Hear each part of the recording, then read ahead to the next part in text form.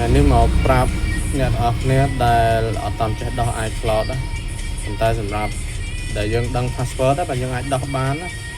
អ្នកខ្លះអត់ចេះដោះទេចូលក្នុង setting តមកเป็นនៅលើគេនេះយើង sign in វាក្នុងក្រោមនេះ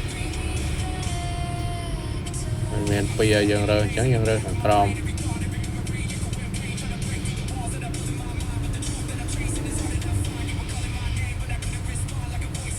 មកយើងវាយ password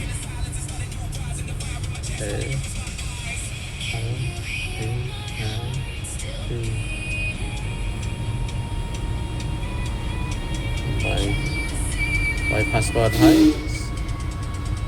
sign in ទៅได้จ้ะ